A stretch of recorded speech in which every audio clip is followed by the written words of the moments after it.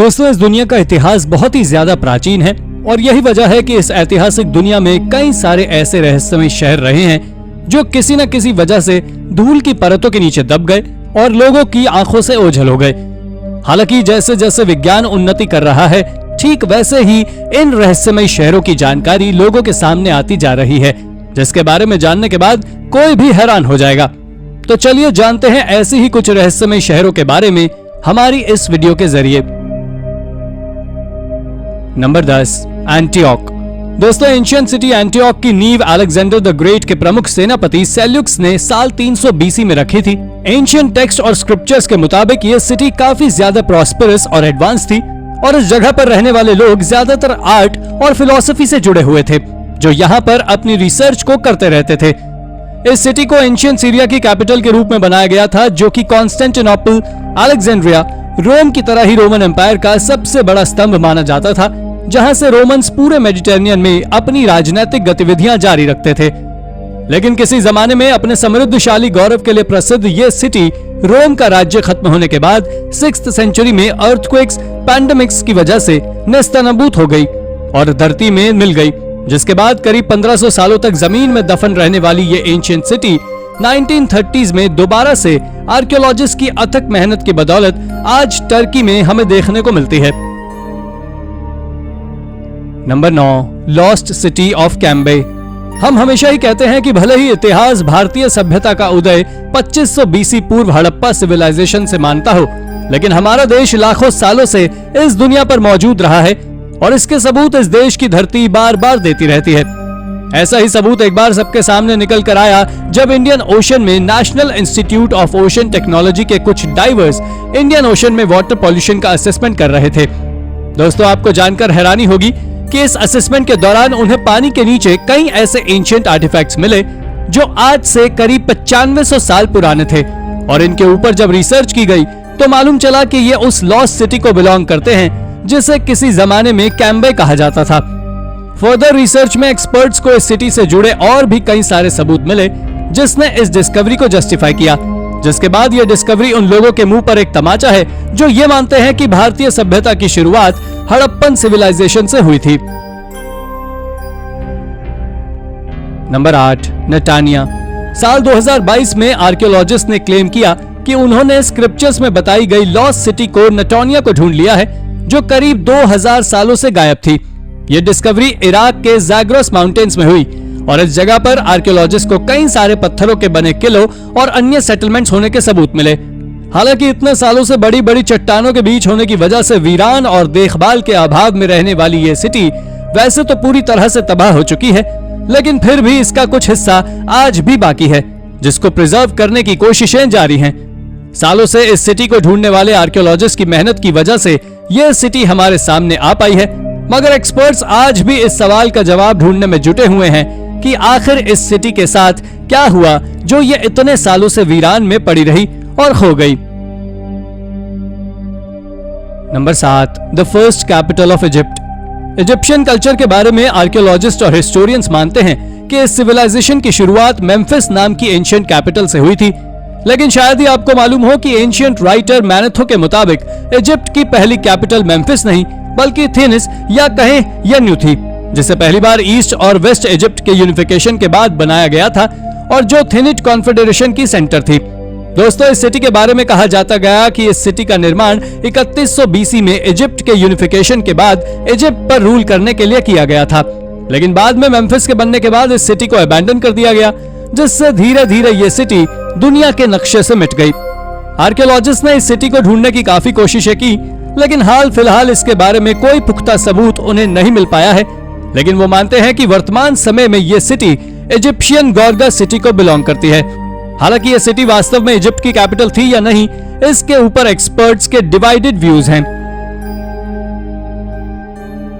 Number 6, Himiko and Yamatai. दोस्तों, अभी तक हमने एंशिएंट लॉस्ट सिटीज के बारे में ही सुना होगा, लेकिन आपको जानकर हैरानी होगी कि Chinese text records of 3 kingdoms में उल्लेखित एंशिएंट सिटी यामाताई एक सिटी नहीं बल्कि एक पूरी की पूरी कंट्री या कहें कि एक पूरा किंगडम थी, जो कि जापान की प्रीस्ट क्वीन हिमिको के मेन डोमेन के रूप में माना जाता था, जिनकी मौत 248 एडी में हो गई थी। कहते हैं कि यह सिटी काफी ज्यादा प्रॉस्पेरस और एडवांस थी, जो उस जमाने में कई लोगों का घर थी, और चाइनीज टेक्स्ट और एंशियंट जापानी टेक्स्ट को बेस बनाकर सालों तक आर्कियोलॉजिस्ट ने इस सिटी की खोज की, लेकिन उन्हें सफलता नहीं मिली। ऐसा इसलिए भी है क्योंकि सारे टेक्स्ट इस सिटी की लोकेशन अलग अलग बताते हैं, और इन टेक्स्ट में बताई गई जगहों पर रिसर्च करने पर भी उन्हें कुछ खास नहीं मिला। इसलिए अभी तक ये पूरी तरह से कहा नहीं जा सकता कि ये एंशियंट सिटी वाकई में एग्जिस्ट करती भी थी या नहीं। नंबर 5, काराकोरम।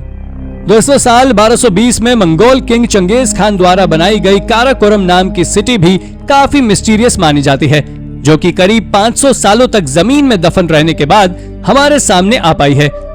कहते हैं कि चंगेज खान की मौत के बाद उनके सक्सेसर, उनके बेटे ओगेडाई ने इस सिटी को मंगोल एम्पायर की कैपिटल के रूप में यूज किया था। हालांकि इस शहर के बारे में फिजिकल से ज्यादा हमें यूरोपियन ट्रैवलर्स की बुक्स में देखने के लिए मिलता है, क्योंकि मंगोल्स अपनी ऐतिहासिक धरोहरों को प्रोटेक्ट करने के लिए कुछ भी कर सकते हैं, चाहे वो जमीन के अंदर ही दफन क्यों ना हो।